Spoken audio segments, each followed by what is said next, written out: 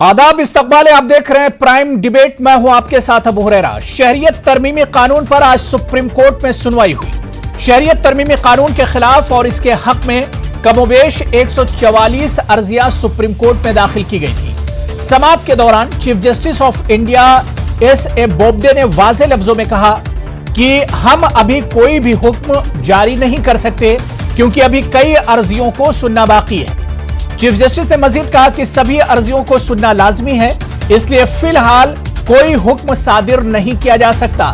साथ ही अदालत उज़्मा ने मोदी हुकूमत को इस सिलसिले में नोटिस भी जारी कर दिया है। सुप्रीम कोर्ट की 3 रुकनी बेंच ने शहरियत कानून से मुताल्लिक दाखिल अर्जियों पर समाअत करते हुए मरकज की मोदी हुकूमत को नोटिस जारी किया और कहा कि वो 4 हफ्तों के अंदर अपना जवाब दाखिल करे।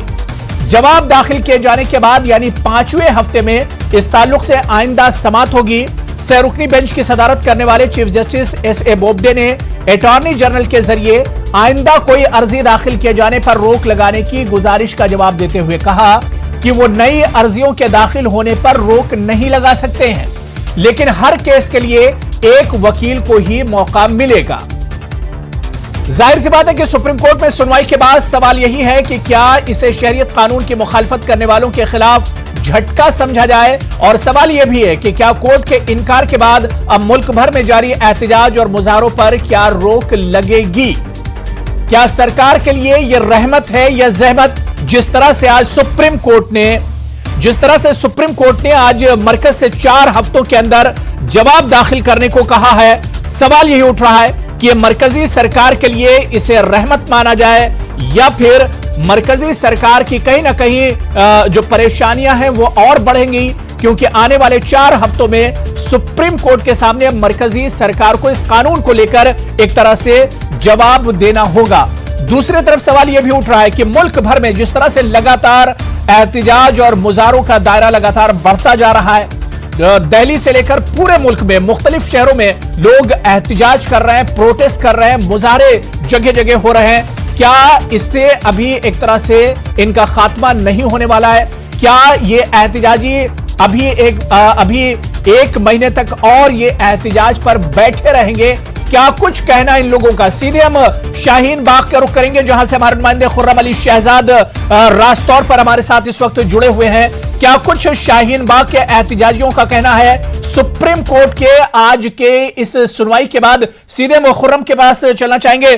खुर्रम, आज बहुत अहम सुनवाई सुप्रीम कोर्ट में हुई है और जो कुछ सुप्रीम कोर्ट ने कहा है उसका किस तरह का असर आज शाहीन बाग के एहतजाज पर देखने को मिल रहा है?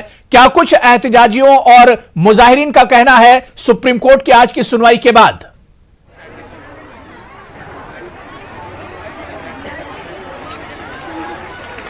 देखिए हुरैरा, अभी तक किसी तरह का कोई असर यहां पर दिखाई नहीं दे रहा है। कुछ ही देर के बाद यहां पर भीम आर्मी के चीफ चंद्रशेखर आजाद यहां पर पहुंचने वाले हैं और जाहिर सी बात है, बल्कि वो पहुंच चुके हैं। मेरे पीछे आपको कुछ तस्वीरें इस तरह की नजर आएंगी। तो यहां पर बहुत बड़ी तादाद में यहां पर लोग जमा हैं और काफी आप समझ लीजिए कि जिस तरह का असर लोग सोच रहे थे कि किसी तरह का कोई असर पड़ेगा, ऐसा कोई असर यहाँ पर नजर नहीं आ रहा है। तो तमाम सारे लोग हैं, बहुत बड़ी तादाद में यहाँ पर लोग पहुंचे हैं। इससे पहले दूसरे लोग भी यहाँ पर आते रहे, लेकिन इस वक्त जो तादाद है वो बहुत ही ज्यादा है।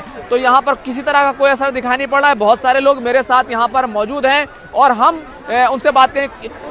जिस तरह से ये पूरा आप लोग का प्रोटेस्ट चल रहा है, अब 1 महीने की डेट मिल गई है, क्या असर पड़ा है? हौसले कैसे हैं अब? देखिए, ऐसा है कि ये अमित शाह जी ने जो 1 महीने की डेट दबाव डलवा दिया सुप्रीम कोर्ट से।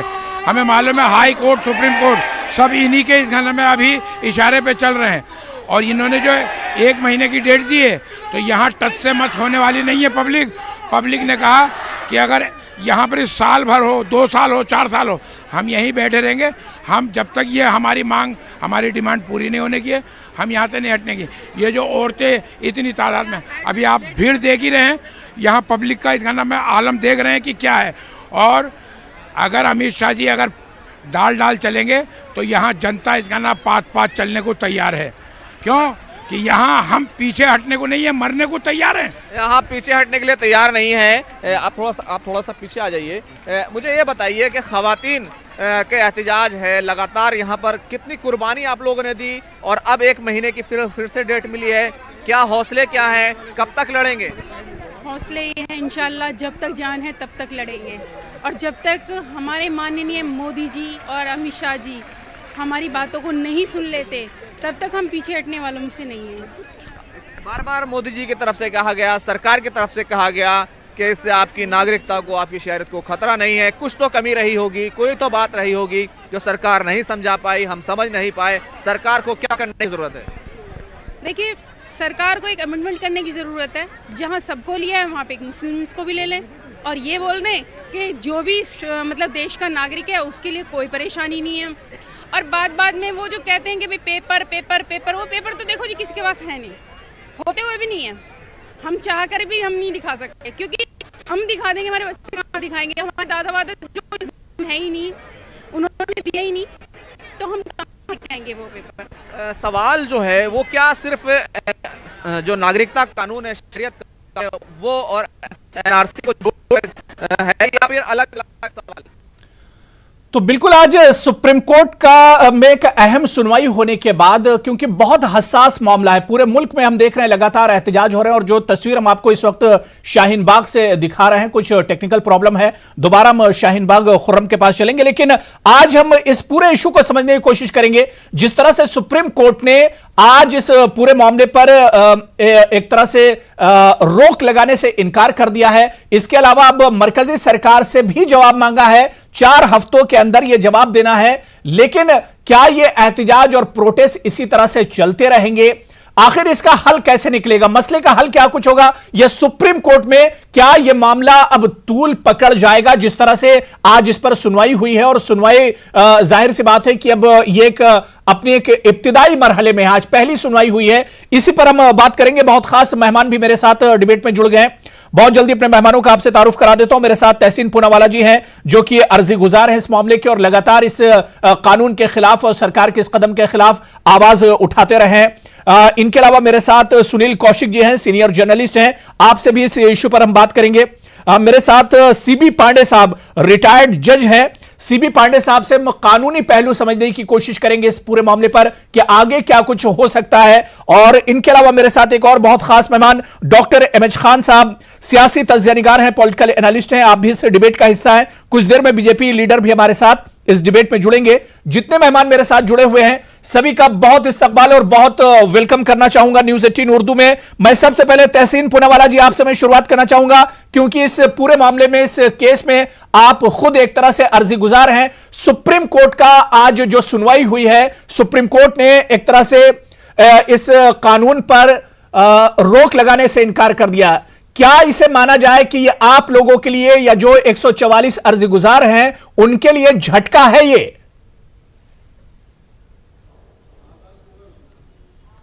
अबू जी, सबसे पहले तो मैं आपका शुक्रगुजार हूं कि एक बार फिर आपने मुझे आपके शो में शिरकत करने का मौका दिया, और मैं कुछ फैक्ट्स, कुछ तथ्य आपके सामने रखना चाहता हूं, आवाम के सामने रखना चाहता हूं आपके माध्यम से। देखिए, हमने स्पेसिफिकली जो हमारे वकील थे कपिल सिब्बल साहब और अभिषेक मनु सिंघवी साहब, स्पेसिफिकली सुप्रीम कोर्ट में स्टे नहीं मांगा। मैं दोबारा से कह रहा हूं, उल्टा कपिल सिब्बल साहब ने कहा कि स्टे की कोई जरूरत नहीं, हमें स्टे नहीं चाहिए। आप जानते हो हम स्टे क्यों नहीं मांग रहे थे? क्योंकि आउट ऑफ 144 पिटिशंस सिर्फ 60 पिटिशनों का रिप्लाई किया था। मौजूदा हुकूमत ने बाकी पिटिशंस को रिप्लाई भी नहीं किया था। दूसरी बात, आज तक रूल्स फ्रेम नहीं हुए। आपको याद होगा अब्बू भाई, जब मैं लास्ट टाइम आपके शो में आया था, मैंने आपको यह बात बताई थी कि जब तक रूल्स फ्रेम नहीं होंगे तब तक आपको स्टे मिलेगा ही नहीं एक्ट के ऊपर। तो जब रूल्स ही फ्रेम नहीं हुआ, हमें एक्ट पर स्टे मिल ही नहीं सकता। हमने किस बात पे स्टे मांगा? हमने ये चीज मांगी माननीय सुप्रीम कोर्ट से, जो हमें ग्रांट हुई, कि उत्तर प्रदेश में 40,000 लोगों को आइडेंटिफाई कर दिया गया है नागरिकता के लिए। यह आइडेंटिफिकेशन कैसा हुआ है? जब मौजूदा हुकूमत कहती है कि नियम अब तक बने नहीं है, इस पर रोक लगे। इस पर एजी साहब ने कहा, देखिए इस पर आपको कोई चिंता करने की का वजह नहीं है, ये जो कुछ भी होगा अप्रैल में होगा, ये कानून भी अप्रैल में लागू होगा और इसकी सुनवाई इसके पहले खत्म हो जाएगी। हमने सुनवाई की डेट मांगी, सब पे नोटिस होगी, 4 हफ्तों में सुनवाई होगी। अब इस पर स्टे लगने की गुजारिश है, इसके पहले लगने की गुजारिश नहीं है। तो ये तथ्य के साथ हम अगर सामने रखें, हमारी कोई हार नहीं, उल्टा हमारी जीत हुई है और 4 हफ्तों में इसकी सुनवाई होगी। बिल्कुल। मैं सीबी पांडे साहब आपके पास आना चाहूंगा सर।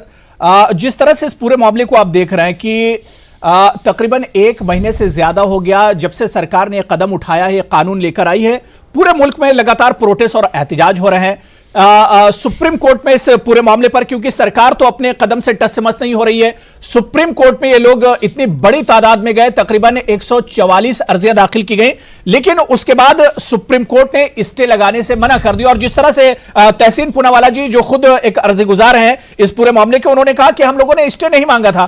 कानूनी पहलू इसका क्या कुछ अब देखते हैं आप सर? देखिए, कानूनी पहलू ये है कि एक कानून पार्लियामेंट से पास कर दिया है तो अब वो कानून बन चुका है जी। उस कानून के वायरस मतलब उस कानून को चैलेंज ये किया जा रहा है कि वो संविधान के खिलाफ है। तो संवैधानिकता उसको चैलेंज किया जा रहा है, मतलब वो कानून जो बना है वो संविधान के बहुत सारे धारा अनुच्छेदों के खिलाफ है। बेसिकली उनका कहना है कि अनुच्छेद 14 का वो खिलाफत करता है और अनुच्छेद 21 का खिलाफत करता है। ये दो अनुच्छेदों के बारे में उनका कहना है, इनका खिलाफत करता है, उसके खिलाफ है, इसलिए इसको अल्ट्रा डिक्लेयर करना चाहिए, इसको ख़त्म कर देना चाहिए। ये पूरी बहस है। अब इस मामले में एक कॉन्स्टिट्यूशनल मैटर को, एक पार्लियामेंट का लॉ है, उसको बिना उसके स्टेट के और सरकार के पक्ष को जाने हुए तो उसको खत्म किया नहीं जा सकता। स्टे भी मांगते लोग तो मैं नहीं समझता कि स्टे भी मिलता। ये अलग बात है कि कह रहे पूनावाला जी कह रहे हैं कि हम लोग स्टे नहीं मांग रहे हैं। वो जानते हैं कि क्योंकि पार्लियामेंट के बना हुआ कानून को इस तरह से स्टे नहीं किया जाता जब तक कि बिल्कुल उसको ये देखा जाए कि बिल्कुल अधिकार के बाहर है।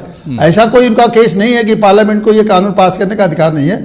पार्लियामेंट को कानून पास करने का जब अधिकार है तो पार्लियामेंट निश्चित रूप से अगर उसका अधिकार है तो वो पार्लियामेंट पास कर सकती है। अब ये देखना है कि संविधान के अनुच्छेदों का या उनके आर्टिकल्स का वो उल्लंघन कर रहा है कि नहीं कर रहा। इसमें देखिए है क्या जी, आज के देश में कोई भी मुस्लिम नागरिक या हिंदू नागरिक उस पर तो ये कानून लागू नहीं होता।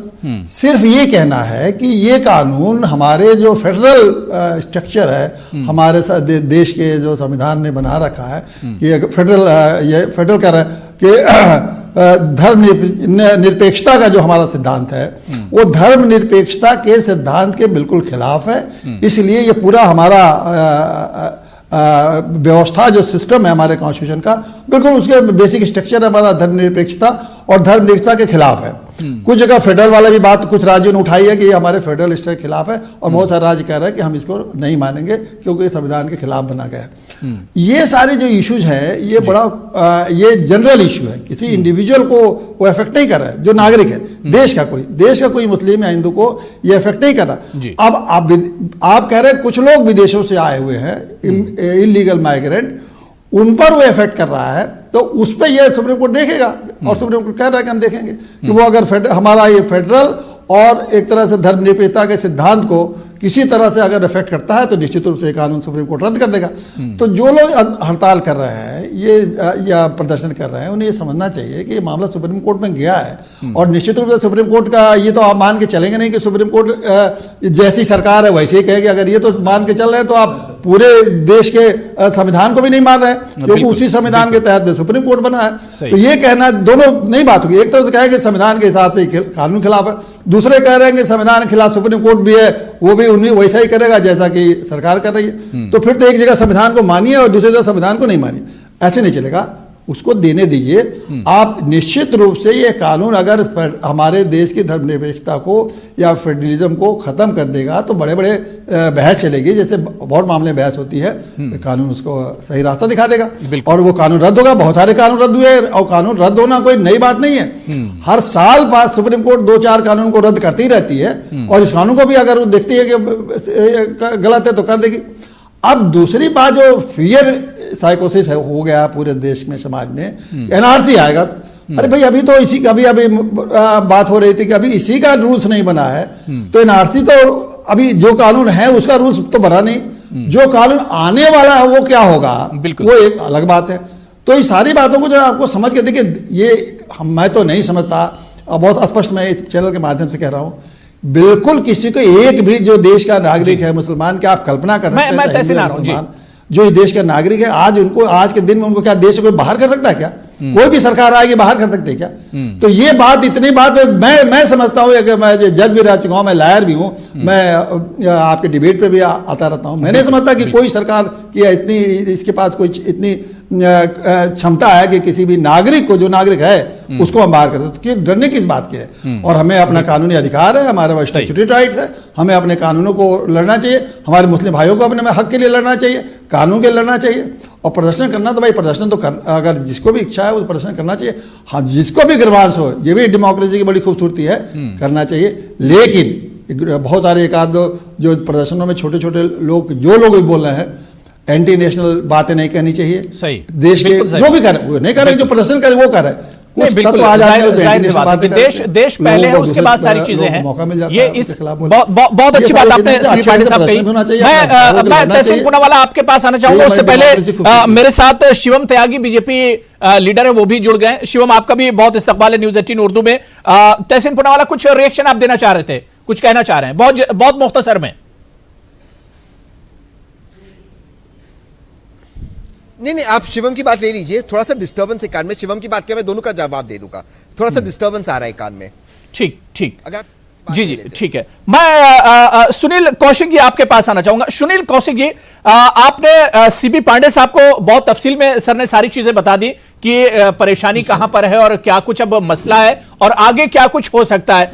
सवाल यह उठ रहा है कि अब सुप्रीम कोर्ट ने 4 हफ्तों का वक्त केंद्र की सरकार को, एक तरह से मरकजी सरकार को दे दिया है। सवाल यह उठ रहा है कि जो लोग इसके खिलाफ मांग कर रहे हैं, जो लोग इसके खिलाफ हैं, और दिल्ली में शाहीन बाग के अलावा दूसरे शहरों में इस तरह के प्रोटेस्ट और एहतजाज बड़े पैमाने पर हो रहे हैं, इसका आखिर अब क्या होगा?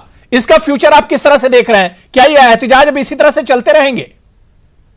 वो लोगों का अधिकार है, और ऐसा नहीं है कि पहली बार इस तरीके के आंदोलन हो रहे हैं। यदि हम इतिहास उठा के देखेंगे तो सरकार के खिलाफ ऐसे आंदोलन होते आए हैं, तो इसमें कोई दो राय नहीं है कि आंदोलन हो रहा है। देशवासियों को या जो लोग विरोध कर रहे हैं उनको भारत के संविधान पर भरोसा होना चाहिए जी, और बेसिकली सुप्रीम कोर्ट पर भरोसा होना चाहिए, न्यायपालिका पर भरोसा होना चाहिए।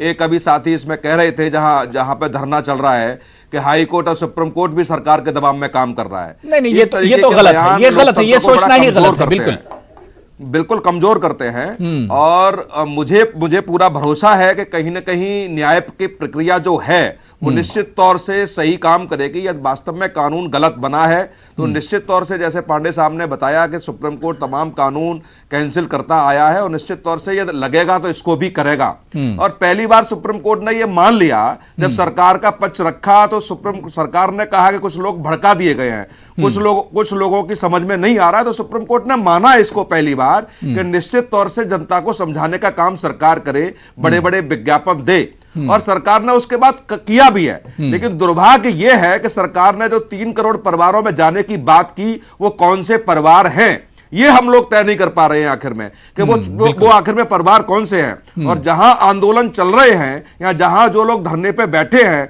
मुझे लगता है कि सरकार के प्रतिनिधि यदि वहां जाए और उन लोगों को अच्छे से समझाएं तो कुछ रास्ता निकल सकता है। लेकिन आप सरकार उनसे दूर क्यों भाग रही है? सरकार अपने प्रतिनिधि भेजे, प्रशासनिक अफसर वहां भेजे, उन लोगों से वार्ता करे, समझाने का प्रयास करे, तो हो सकता है रास्ता निकलेगा। लेकिन वो 3 करोड़ परिवारों की बात कर रही है, तमाम मंत्रियों की मीटिंगें, मंत्रियों के कार्यक्रम लगा दिए गए, रैलियां की जा रही हैं, तो रैलियां कहां की जा रही हैं? रैलियां आप वहां कर रहे हैं जो लोग समझे बैठे हैं। आप मुस्लिम क्षेत्रों में जाकर के रैलियां करिए, उन लोगों को जाके समझाइए, उन लोगों से जाके वार्ता करती है, तो रास्ता निकल सकता है। ये सरकार को इस पर पुनर्विचार करना चाहिए कि सुप्रीम कोर्ट के आदेश के बाद जो गाइडलाइन तैयार सुप्रीम कोर्ट ने कही और जो सरकार ने सुप्रीम कोर्ट में कही कि लोग भ्रमित हो गए हैं, तो आखिर में वो भ्रम कैसे दूर होगा, इस पर सरकार सोचे एक बार। नहीं, बिल्कुल जाहिर सी बात है, ये जिम्मेदारी भी अब सरकार की बनती है कि अगर लोगों के दिल में कोई डर है, खौफ है, किसी तरह की परेशानी है, कोई भ्रम है अगर, तो उसकी सरकार को ही अब उसके लिए आगे आना होगा। मैं शिवम आपके पास आना चाहूंगा। शिवम, जिस तरह से अब सुप्रीम कोर्ट ने 4 हफ्तों में केंद्र सरकार, मरकजी सरकार से जवाब मांगा है इस पर, क्या यह सरकार के लिए झटका नहीं है कि अब सरकार को सफाई देनी होगी इस कानून के बारे में? बिल्कुल भी झटका नहीं है। मुझे लगता है कि सुप्रीम कोर्ट की जहां तक बात है, उनके पास पूरा अधिकार है किसी भी बात पर क्लैरिफिकेशन मांगने का, और ये बिल्कुल जरूरी भी है। और जहां तक बात है, ये प्रिंसिपल ऑफ नेचुरल जस्टिस की बात हुई है, इसमें सरकार ने कहा है कि 4 हफ्ते में आप अपना जो है पूरा एक हमें जवाब दीजिए, इस पर जवाबदेही। बिल्कुल ठीक है, सरकार जाकर अपनी तरह से जो चीजें हम मानते हैं, जिस चीज पर हम विश्वास करते हैं कि ये कॉन्स्टिट्यूशन के बिल्कुल खिलाफ नहीं है, ये आर्टिकल 14 को वायलेट नहीं करती है, सरकार अपना जवाब पेश करेगी। लेकिन उससे भी ज्यादा जरूरत उन लोगों के लिए भी है कि वो 9 जनवरी को जब सुप्रीम कोर्ट ने कहा था कि हिंसा नहीं होनी चाहिए, अगर हिंसा नहीं रुकेगी तो हम सुनेंगे नहीं। क्या आपने देखा कहीं भी 9 जनवरी के बाद किस तरह से इस देश में हंगामे हुए? क्या एक बार भी किसी ने सुप्रीम कोर्ट की इतनी सी भी मानी, इतना सा भी सुना? क्या 9 जनवरी के बाद आज हम कहां पहुंच गए, कितने उस पर बावजूद उसके कहीं ना कहीं हिंसा होती रही, वो तो पुलिस बल को प्रयोग करके या जिस भी तरह से कंट्रोल सिचुएशन लाने की कोशिश की गई, लेकिन बावजूद उसके हिंसा हुई, सुप्रीम कोर्ट को किसी ने नहीं माना। और बिल्कुल सही बात है, जहां तक बात लोगों को समझाने की है और जो 3 करोड़ परिवारों की बात की कौशिक जी ने, मैं तहसीन आ रहा हूं जी। मैं बिल्कुल बताना चाहता हूं कि हम लोगों के बीच में जा रहे हैं, हर जगह जा रहे हैं, हर जगह बताने की कोशिश की जा रही है। इस देश की मीडिया भी ये काम कर रही है, हर तरह से हर एक व्यक्ति की राय जो है देश की जनता के बीच में है। लेकिन हां, उन ठेकेदारों की बात जरूर है कि जो कहीं ना कहीं सुप्रीम कोर्ट पर भी विश्वास नहीं कर रहे हैं, सरकार पर भी विश्वास नहीं कर रहे हैं। उनका सिर्फ ये मानना है कि जो कानून सरकार ने बना दिया ये गलत है। नहीं तो सरकार तो सुप्रीम कोर्ट का सरकार को कैसे मानेंगे? शिवम, लगातार जिस तरह से बीजेपी की तरफ से बयान आ रहे हैं, जिस तरह से अमित शाह ने कहा कि जो करना हो कर ले, जितने एहतिजाज प्रोटेस्ट करना हो कर ले, हम एक कदम पीछे नहीं हटेंगे, क्या यह जिम्मेदार सरकार और जिम्मेदार होम मिनिस्टर का बयान हो सकता है? सरकार मानती है, क्योंकि सरकार मानती है कि यह कानून बिल्कुल भी किसी तरह से संविधान के खिलाफ नहीं है, बावजूद इसके सरकार के पास एब्सोल्यूट पावर नहीं है। लेजिस्लेशन को सिर्फ यह अधिकार है कि वो कानून बना सके, और जब तक सुप्रीम कोर्ट उसको नहीं खारिज करता है, जब तक वो इस देश का एक कानून है। अगर सुप्रीम कोर्ट उसको खारिज करता है तो जाहिर बात है सभी इस देश में उस बात को मानेंगे, लेकिन उससे पहले अनार्की फैला देना, हालात खराब कर देना। अबू, अगर आप दिल्ली में होते तो मैं आपको लेकर चलता। आप हालात देखिए, एक तरफ की पूरी साइड बंद है। कल एक शो सरिता विहार में हो रहा था, सिचुएशन ये थी कि लोग मारने को चढ़ गए थे कि पिछले 5-5 दिन से बच्चे, 10-10 दिन से शिवम, इस पर भी गौर कीजिए कि नौबत आई क्यों? शिवम, इस पर भी आप इस पर भी गौर कीजिए, आखिर ये नौबत आई क्यों? लोगों को सड़कों पर उतरना क्यों पड़ा? इस पर भी गौर कीजिए। लोगों को गुमराह, लोगों को सड़कों पर उतरना क्यों पड़ा है? कि ये आपके जो महिलाएं एक महीने से खुले आसमान के नीचे दिल्ली की सर्दी में लगातार प्रोटेस्ट कर रही हैं, आखिर इसकी नौबत क्यों आई? इस पर भी सोचिए। मैं एमएच खान साहब आपके पास आ रहा हूं, लेकिन उससे पहले तहसीन पूनावाला, कुछ रिएक्शन आप देना चाह रहे हैं, बहुत छोटा सा रिएक्शन। तहसीन पूनावाला जी। जी, मैं शिवम की बातें सुन रहा था, मेरे चेहरे पर एक मुस्कुराहट थी। बार बार बीजेपी के प्रवक्ता कहते हैं लोगों को मिसगाइड किया जा रहा है। किसको मिसगाइड किया जा रहा है? क्या उन दादियों को मिसगाइड किया जा रहा है जो रात को रास्ते पर बैठे हैं? क्या इस मुल्क के स्टूडेंट्स को मिसगाइड किया जा रहा है? क्या माइक्रोसॉफ्ट के सीईओ को मिसगाइड किया जा रहा है? क्या उन्होंने नहीं पढ़ा? जिसने नोबेल प्राइज जीता उस व्यक्ति अभिजीत भट्टाचार्य, उसको भी मिसगाइड किया जा रहा है? क्या जितने भी बुद्धिजीवी जिन्होंने कानून को पढ़ा उनको भी मिसगाइड किया जा रहा है? किस किस को मिसगाइड किया जा रहा है? सबसे पहला सवाल। दूसरा सवाल, बार बार एक सवाल एक सड़क को लेकर उठता है, शाहीन बाग में। मैं खुद कल जामिया में था, कल शाहीन बाग जा रहा हूं। एक सड़क बंद हो गई, आपको इतना दिक्कत हो रहा है। कश्मीर में आपने पिछले 4 महीने तक 144 लगा दिया सूबे में। देश हित में आपने 80 लाख लोगों को घर में बंद कर दिया। अगर देश हित में आप 80 लाख लोगों को घर में बंद कर सकते, देश हित में अगर एक सड़क बंद होती, इसमें आपको इतनी दिक्कत का है? तीसरी बात, जज साहब कह रहे थे, रिटायर्ड जज साहब कह रहे थे, देखो सीए और एनआरसी का कोई लेना देना नहीं। मैं हाथ जोड़कर जज साहब को कहता हूं, क्या सीए, एनपीआर और एनआरसी तीनों भी सिटीजनशिप एक्ट के तहत नहीं आते? अगर तीनों भी एक ही कानून के तहत आते तो आप कैसे कहते हो कि एक कानून आधा ही लागू होगा? क्या कोई कानून आधा ही लागू हो सकता है? अगर तीनों एक ही कानून के तहत लागू होते तो सीए होगा, लेकिन सीए कब होगा? क्या कोई व्यक्ति आएगा और कहेगा अबू भाई, शिवम भाई, मैं इस देश का नागरिक नहीं हूं, मुझे नागरिकता चाहिए? नहीं, आपको पहले एनपीआर करना होगा, एनपीआर के बाद वेरिफिकेशन होगा, वेरिफिकेशन के बाद एनआरसी होगा, उसके बाद सीए होगा। ये क्रोनोलॉजी अमित शाह जी ने समझाया था। और मुझे एक चीज बोलो, अगर प्रधानमंत्री कहते कि इसके रूल्स नहीं बने, शायद प्रधानमंत्री जो जज साहब जी ने 2003 का अमेंडमेंट पढ़ा नहीं है, वाजपेयी साहब का सिटीजनशिप अमेंडमेंट, उसमें सारे नियम तय किए गए। तो बार बार हम गलत बात क्यों करते, इस पे मैं जवाब चाहता हूं। ठीक है शिवम, बहुत छोटा सा रिएक्शन दीजिए। खान साहब बहुत देर से वेट कर रहे हैं जी। मुझे दर्द पर दुख हुआ बहुत ज्यादा कहीं ना कहीं, और ये मुझे सुनकर भी अपने आप में बुरा लगा कि उनको कश्मीर के आज के हालात नजर आ रहे हैं। 2009 में मेरे मित्र कश्मीर में 6 महीने कर्फ्यू डिफाई हुआ है। नई सिचुएशन नहीं है ये। अनंतनाग 1986 भूल गए क्या? 1990 भूल गए क्या? 6 महीने कर्फ्यू डिफाई हुआ, 250 लोगों की जान चली गई। आपको एक बार भी नहीं सूझी कि उसके बारे में बात करें? क्योंकि आपकी मुफीद सरकार थी तो आप बिल्कुल टेप लगा कर बैठे। देखिए शिवम, देखिए अब कश्मीर पर ना जाए, वरना कश्मीर में तो कश्मीरी पंडित हमारे जो भाई हैं 30 साल से दर-दर की ठोकरें खा रहे हैं। कश्मीरी पंडित, अगर देखिए अगर कश्मीर की बात होगी तो बहुत दूर तक जाएगी। कश्मीर पर अगर बात होगी तो बहुत दूर तक जाएगी और डिबेट एक तरह से डाइवर्ट हो जाएगा। मैं चाह रहा हूं कि डिबेट पर ही आ जाइए, डिबेट पर आ जाइए वापस। 10 सेकंड और, एक जवाब और है, 10 सेकंड और दे दीजिए। 10 सेकंड में मैं ये और कहना चाहता हूं कि जिन दादियों की ये बात कर रहे हैं, मैं भी उनकी स्टेटमेंट सुनकर आया हूं। वो क्या कहती हैं? वो कहती हैं कि मैं अपने 7 पुश्तियों के नाम बता दूंगी, सारे कागज दिखा दूंगी, लेकिन देश छोड़कर नहीं जाऊंगी। वो गुमराह नहीं है तो क्या है साहब? किसने कहा उनको देश छोड़कर जाना है? गुमराह है। और एक वन साइड ऑफ स्टोरी मत बताइए। जिस तरह से आपने इतने सारे लोगों को कहा कि ये लोग इस सीएए के विरोध में हैं, उससे ज्यादा कहीं लोग सीएए के समर्थन में हैं, उनको भी बताइए। मैं कहता हूं डिफरेंस ऑफ ओपिनियन अगर है तो सुप्रीम कोर्ट पर विश्वास कीजिए। ठीक है, मैं खान साहब सबसे बड़ा सुप्रीम है। ठीक है, मैं शिवम आ रहा हूं, दोबारा से मैं दोबारा से आप भी ओवैसी की तरह ये कहने लगे कि सुप्रीम कोर्ट ठीक है, मैं आपकी की बात को आगे बढ़ा रहा हूं। शिवम सुन लीजिए, एमएच खान साहब डिबेट में सबसे पहले आए थे और उनकी बारी सबसे आखिर में आ रही। बड़ी माजरत के साथ मैं एमएच खान साहब, क्या आपको लगता है जो बातें सीबी पांडे साहब ने की, तहसीन पूनावाला साहब ने की, कौशिक साहब ने की और इसके अलावा तहसीन पूनावाला और शिवम जी ने बात की, क्या आपको लगता है कि कंफ्यूजन है? जिस तरह से शिवम कह रहे थे कि 90 साल या 80 साल की जो दादी शाहीन बाग में बैठी हुई प्रोटेस्ट कर रही हैं, इन्हें गुमराह किया जा रहा है। क्या आपको लगता है कि लोगों को समझाने की जरूरत है इस पूरे इशू के बारे में? जिस तरह से सीबी पांडे साहब ने कहा कि एनपीआर, एनआरसी और सीएए एक दूसरे से जुड़े हुए नहीं है और इसमें अभी इसको लागू होने में, इसके आने में वक्त है। तहसीन की दलील है कि तीनों एक दूसरे से जुड़े हुए हैं। क्या आपको लगता है कि लोगों को ये सारी चीजें समझानी चाहिए और इसके लिए कहीं ना कहीं इसकी जिम्मेदारी सरकार पर होती है? जिस सरकार ने कदम उठाया है उसी की जिम्मेदारी है कि लोगों के कंफ्यूजन को दूर किया जाए। खान साहब बिल्कुल बिल्कुल अबू हुरैरा साहब, बिल्कुल बात सही है। जो सुप्रीम कोर्ट में जो अभी कुछ चल रहा है, मुकदमा चल रहा है, उसमें जो 4 हफ्ते का समय दिया है, न इसमें किसी की जीत है न किसी की हार है। ये कानूनी प्रक्रिया है तो चलती रहेगी। लेकिन देखिए कंफ्यूजन कैसे शुरू हो गया। अगर सीए पहले ले आ देते ये और आसाम में एनआरसी की बात नहीं करते, आसाम में एनआरसी की जब बात हुई है तो आसाम में जो है वो 30 लाख लोग निकल गए बाहर। उसमें फखरुद्दीन अली अहमद का परिवार भी चला गया जो राष्ट्रपति थे इस देश के। तो लोगों को दिल में डर पैदा हो गई। तो सरकार को पहले एनसीआर के बारे में जो होम मिनिस्टर साहब हैं उन्होंने खड़े को कह दिया कि इसके बाद एनसीआर लाऊंगा मैं। तो लोगों के दिल में डर पैदा हो गया कि ये एनसीआर जो आसाम में आ गया है वही हमारे वहां भी आने वाला है। और होम मिनिस्टर कोई मामूली आदमी नहीं होता है। होम मिनिस्टर पार्लियामेंट में खड़ा होकर कह रहा है कि एनसीआर लागू करूंगा और पूरे देश में करूंगा। और वहां की बात छोड़ दीजिए, उत्तर प्रदेश के योगी आदित्यनाथ जी कह दिया कि उत्तर प्रदेश में भी एनसीआर लागू करूंगा।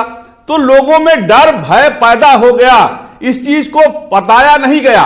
और आज भी जो बात कर रहे हैं कि लोगों को समझाएंगे, तो किसी को नहीं समझा रहे हैं। वो जनसभा कर रहे हैं भारतीय जनता पार्टी के समर्थक लोग और जो उनको चाहने वाले लोग हैं, उन्हीं को बसों में भर के लाया जा रहा है और उन्हीं को समझाया जा रहा है। जिनके समझ में नहीं आया है उनको नहीं समझाया जा रहा है। उनके दरवाजे पर कोई नहीं जा रहा है, न बताने जा रहा है न समझाने जा रहा है कि भाई एनसीआर नहीं आएगा। और मैं कहता हूं कि सीए के बाद एनसीआर आएगा, ये गलतफहमी दूर नहीं होना चाहिए। सीए के बाद एनसीआर जरूर आएगा और उसमें बाप दादा से लेके परदादा तक का नाम आपको बताना पड़ेगा, कहां पैदा हुआ कहां नहीं पैदा हुए। ये सब नहीं, लोगों में एक डर है, लोगों में डर और खौफ है और इस चीज को सरकार को दूर करना चाहिए। जिम्मेदारी मैं बार बार यही कह रहा हूं और ये पहला डिबेट नहीं है, मैं लगातार इस पर 10 डिबेट कर चुका हूं और बार बार मैं यही कह रहा हूं कि सरकार को निकल कर आना होगा। कौशिक जी ने बड़ी अच्छी बात कही थी कि सरकार की जिम्मेदारी है कि सरकार निकल कर आए और लोगों का जो डर है, जो कंफ्यूजन है, उसे दूर किया जाए।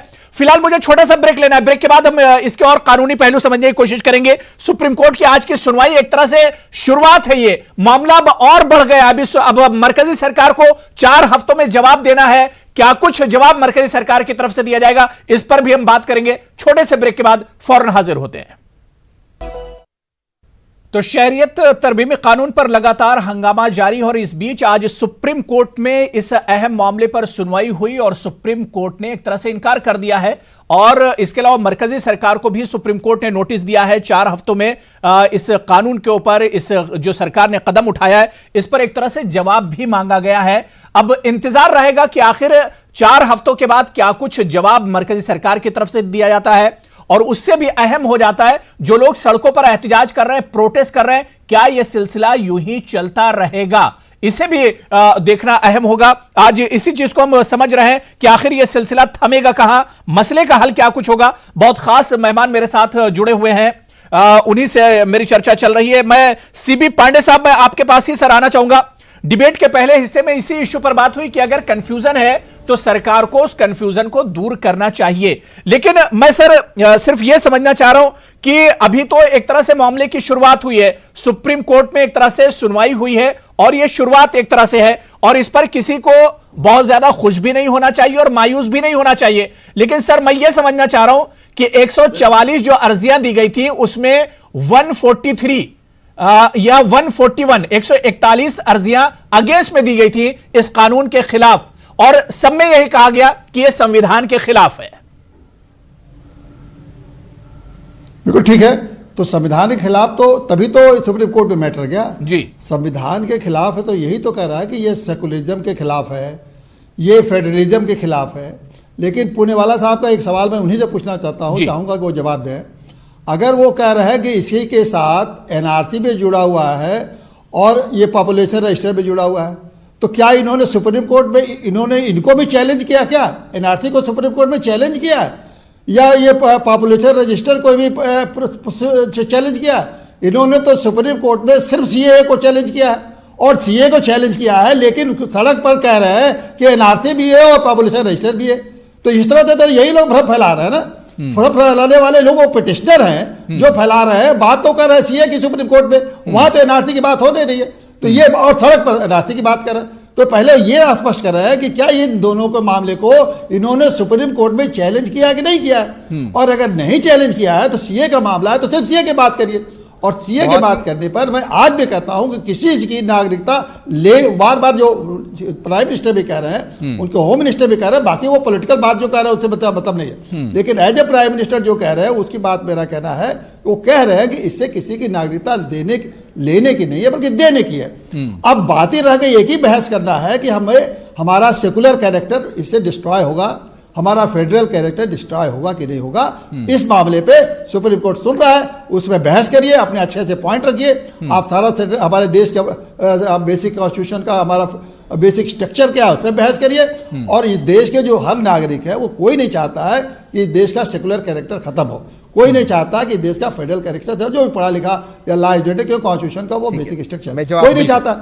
इसका जगह जो तय करने का है वो सुप्रीम कोर्ट है, वो सड़क नहीं है। सड़क पे आप कितना भी आप भीड़ मिला लीजिए, आप लाखों लोग भी खड़े हो जाए सड़क पर, तो क्या वो सुप्रीम कोर्ट उसके हिसाब से फैसला दे देगा? क्या सुप्रीम कोर्ट तो अपने कानून के हिसाब से फैसला देगा। तहसीन से जवाब ले लेते, तहसीन पूनावाला जी, जो सीबी पांडे साहब जो सवाल उठा रहे हैं कि एनपीआर, एनआरसी और सीएए, क्या जो पिटिशनर्स हैं, क्योंकि आप खुद इसमें अर्जी गुजार हैं, क्या इन तीनों इशू को लेकर आप लोग गए हैं सुप्रीम कोर्ट?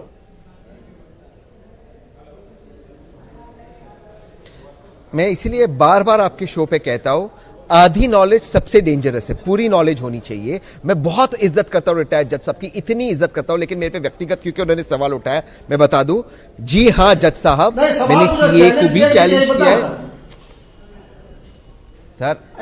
अगर आप एनसीआर को आपने चैलेंज किया, अगर आप सुन लोगे, थोड़ी सी आप शांति रखोगे। बताइए क्या आपका? अरे यार सर, आप वही पॉइंट दोहरा रहे, आप सब व्यूअर्स का समय वेस्ट कर रहे हैं। मैं जवाब दे रहा, आप सुनिए तो सही प्लीज, आप उनका फेडर डाउन कीजिए। हाँ दीजिए आप। अरे यार मैं जवाब दूं, आप जवाब दीजिए, सर सुन रहे हैं, आप जवाब दीजिए। काबिल बन रहे अपने को आप, ठीक है, आप इनका फेडर डाउन। मैंने अपने को इतना काबिल मत बनिए, मैंने सवाल पूछ रहे हैं उसका जवाब दीजिए, और मैंने अपनी बात कही, आप भी सभ्यता से अपनी बात कहिए। आप हमारे ज्ञान पर और अपने ज्ञान पर दोनों को समझ। अरे अबू साहब ये क्या चल रहा है? जवाब दीजिए सर, सुन रहे हैं तहसीन पूनावाला, जवाब तो आप दीजिए।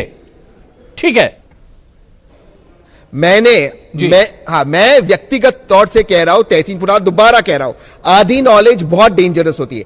मैं तहसीन पूनावाला सीए को भी चैलेंज किया है और एनपीआर को भी चैलेंज किया है। एनपीआर में रजिस्ट्री ने मामला भेजा कोर्ट नंबर 1 में, कोर्ट नंबर 1 इसको तय करेगा कि ये सारे पिटिशंस के साथ टैग हो या इसकी सुनवाई अलग से हो। हमने अपील की कि सबके साथ टैग हो, ये पेंडिंग के अंदर है, इसकी आज भी मेंशनिंग हुई। सर आप पूरी जानकारी लीजिए।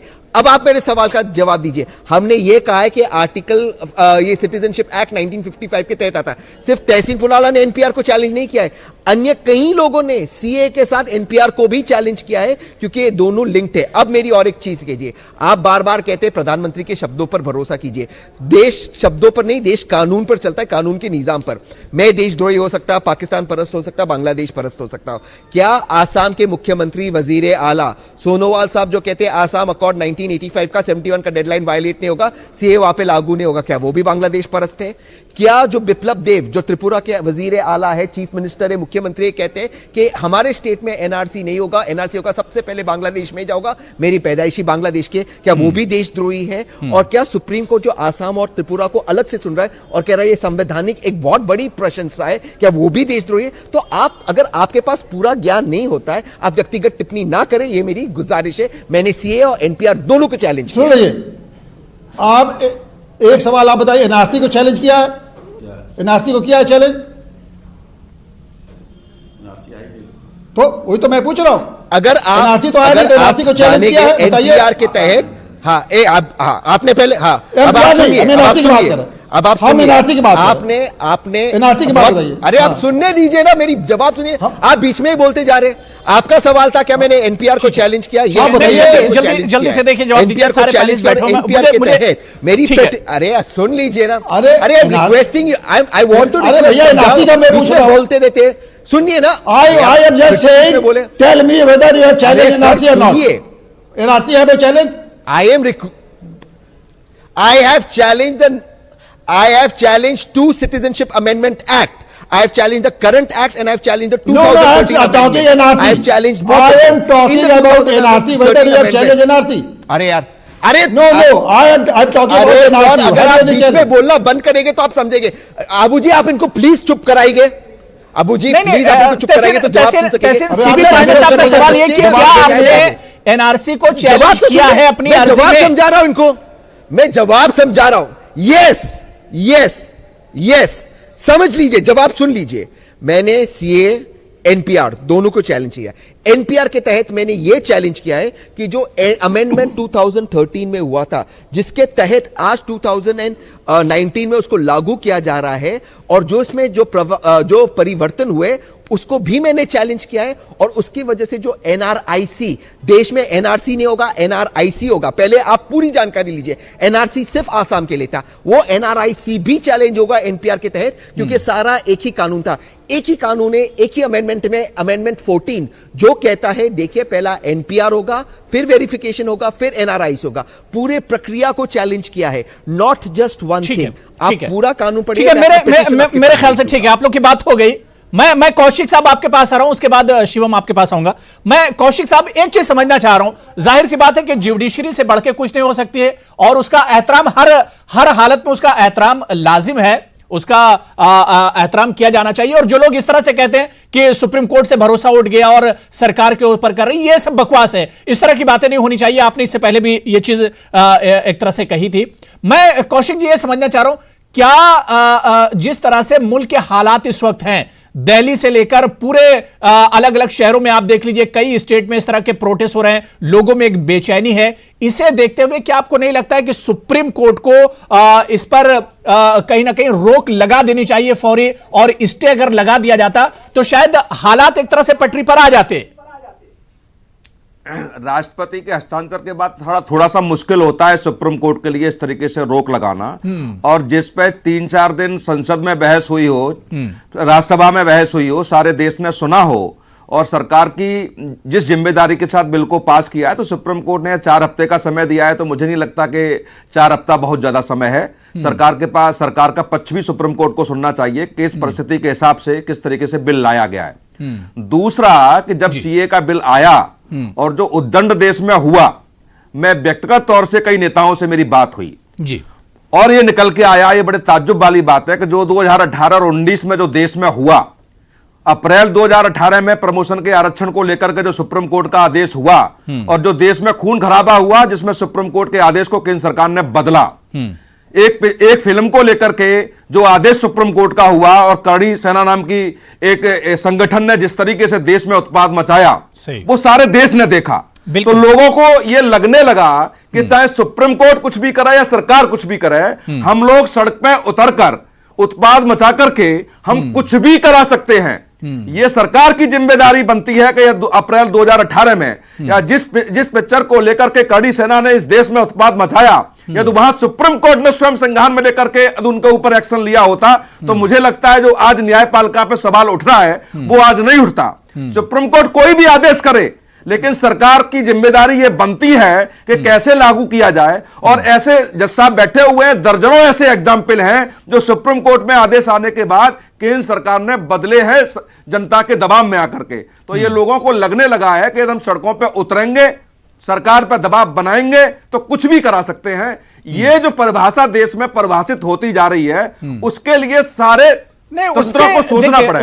सुनील कौशिक जी, उसके लिए कुछ बयान भी जिम्मेदार हैं। जिस तरह से बयान आ रहे हैं, जिसका मैं तस्करा भी डिबेट के पहले हिस्से में कर रहा था कि अमित शाह जी ने कल लखनऊ में जिस तरह से बयान दिया, मैं वो बयान भी मैं सुनवा देता हूं आपको, मैं दोबारा से बयान सुनवा देता हूं। मैं कोशिश करूंगा कि अगर वो बयान हमारे रिकॉर्ड में होगा है जो मैंने सुना है, और मैं जिस तरीके से गृह मंत्री ने जो बोला जी, बिल्कुल गलत बोला जी। गृह मंत्री को कहना चाहिए कि हम सुप्रीम कोर्ट के साथ जो आदेश आएगा उसका पालन करेंगे कि इस समय जो देश में परिस्थिति बदली हुई है, जो बनी हुई है, मुझे नहीं लगता कि गृह मंत्री का यह बयान बहुत माकूल है इस समय के हिसाब से। गृह मंत्री को भी या भारत सरकार को भी इंतजार करना चाहिए कि माहौल थोड़ा ठंडा हो, उसके बाद इस तरीके की बातें आती तो बहुत अच्छी रहती है। बिल्कुल। मैं शिवम आपके पास आना चाहूंगा, हालांकि खान साहब कुछ रिएक्शन देना चाह रहे हैं। मैं शिवम उसके बाद आ रहा हूं। खान साहब, एमएच खान साहब, आप कुछ कहना चाह रहे हैं? मैं शिवम आ रहा हूं। जी जी।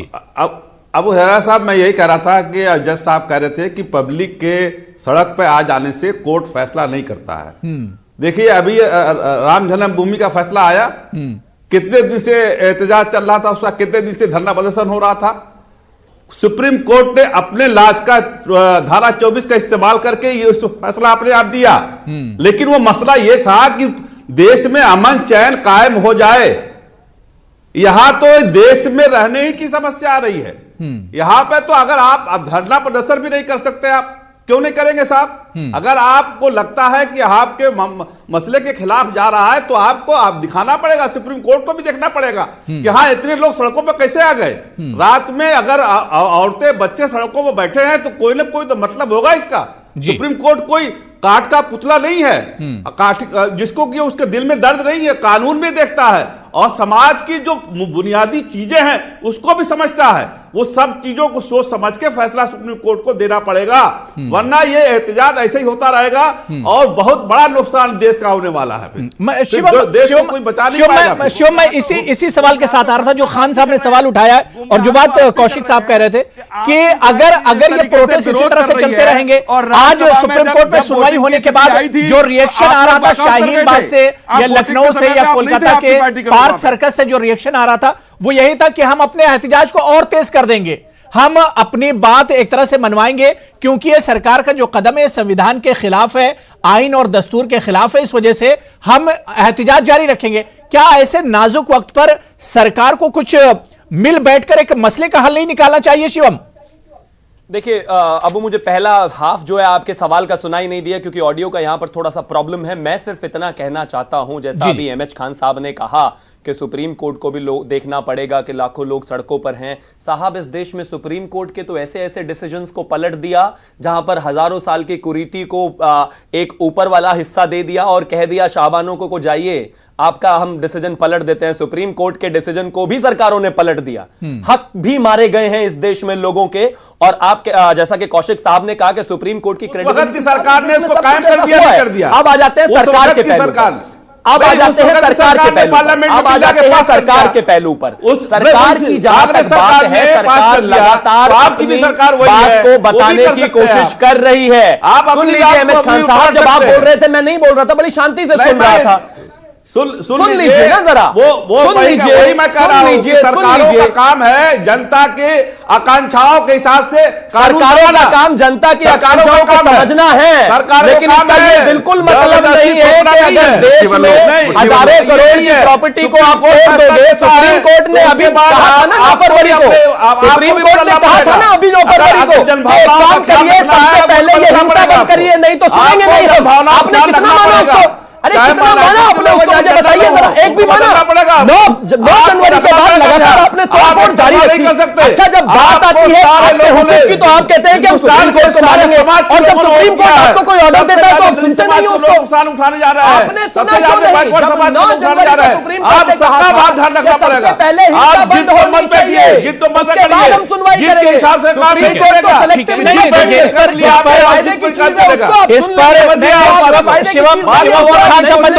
दोनों को रोकना चाहूंगा, मैं दोनों लोगों को रोकना चाहूंगा। इस पर देखिए, इस पर बात से मसले का हल निकलेगा, बात से मसले का हल निकलेगा। चिल्लाने से, तेज आवाज में बात करने से मसले का हल नहीं निकलने वाला है। इस पर गौर व फिक्र करनी होगी। जिस तरह से लगातार बयानबाजी हो रही है, चाहे सरकार की तरफ से हो रही है या अपोजिशन की तरफ से हो रही है, कहीं ना कहीं इससे भी बहुत नुकसान हो रहा है, इस बयानबाजी से भी नुकसान हो रहा है। और शिवम, मैं एक चीज और आपको जोड़ता चलूं, आज जब मैं रिसर्च कर रहा था, पढ़ रहा था, तो एक बड़ी खबर चौंकाने वाली मेरे सामने से गुजरी कि डेमोक्रेसी इंडेक्स जो इंडिया का है उसमें 10 पायदान जो है गिरावट आई है। कहीं ना कहीं यही जो हंगामा चल रहा है इसी की वजह से में चीजों को लेकर लोगों को मिसगाइड किया जा रहा है। मैं फिर से कह रहा हूं बार बार, इस देश में ये तो मैं कहता हूं जो सीएए की बात कर रहे हैं, इसके अलावा इस देश में इतने बड़े बड़े इंसिडेंट हो गए, इमरजेंसी से लेकर बड़े बड़े शाहबानों के केसेस पलटने तक लेकर, और इसी देश में सुप्रीम कोर्ट को बहरहाल आप क्रिटिसाइज कर सकते हो, ये आपका अधिकार है। लोगों ने कहा है कि सुप्रीम कोर्ट सुप्रीम जरूर हो सकता है, इनफेलेबल नहीं है। सरकार का बिल्कुल साफ मानना है। अगर मैं एक नॉर्मल एग्जांपल के तौर पर भी बात करूं, 1947 में हमारे देश में क्या हुआ था कि मुस्लिम्स को एक माइनॉरिटी कैटेगरी दी गई थी। उस समय वो माइनॉरिटीज थे। आज अगर हम 2020 की सिचुएशन की बात करें तो वो माइनॉरिटीज नहीं है, बावजूद उसको माइनॉरिटीज की फैसिलिटी मिलती है, मेजॉरिटी को नहीं मिलती ना। सेम इसी तरह से बाकी जो माइनॉरिटीज इन 3 देशों की है, हम उनको यहां पर बुला रहे हैं। और इस आर्टिकल 14 के तहत रीजनेबल क्लासिफिकेशन जो है मिलता है। मैं सिर्फ इतना कहना चाहता हूं, अगर सरकार का कोई कदम किसी को गलत भी लगता है, चाहे वो सरकार हो, चाहे वो आप हो, चाहे वो मैं हूं, आप उसके लिए सुप्रीम कोर्ट चले गए हैं, कोई दिक्कत नहीं है, लेकिन कम से कम आप जनता को तो परेशान ना करें। तो सरकार उस पर बातचीत करने के लिए तैयार है। उस पर अगर आप धमकियां देंगे, उस पर अगर आप इस तरह के बयान देंगे कि हम पीछे नहीं हटने वाले, कुछ भी आप कर लीजिए, तो ये मेरे ख्याल से सरकार की ये लाइन नहीं होनी चाहिए। सरकार को इस तरह की बयानबाजी नहीं करनी चाहिए सरकार की तरफ से। और अमित शाह जी सरकार के दूसरे नंबर के एक तरह से ओहदे पर आते हैं वो, और उन्हें इस तरह की बयानबाजी नहीं करनी चाहिए, ताकि लोगों का यहां पर दिल जीतना है। जाहिर सी बात है, जो लोग प्रोटेस्ट कर रहे हैं वो भी हिंदुस्तानी हैं, वो भी भारतीय हैं, उन्हें अलग करके नहीं देखा जा सकता है। मैं तहसीन पुनावाला, छोटा सा रिएक्शन, मैं सीबी पांडे साहब आपके पास आ रहा हूं उसके बाद। तहसीन पुनावाला। अबू जी, आपने बहुत ही उम्दा सवाल पूछा, मैं उसी पर आ रहा था। 10 पायदान जमहूरियत के इंडेक्स में हमारी गिरावट हुई है।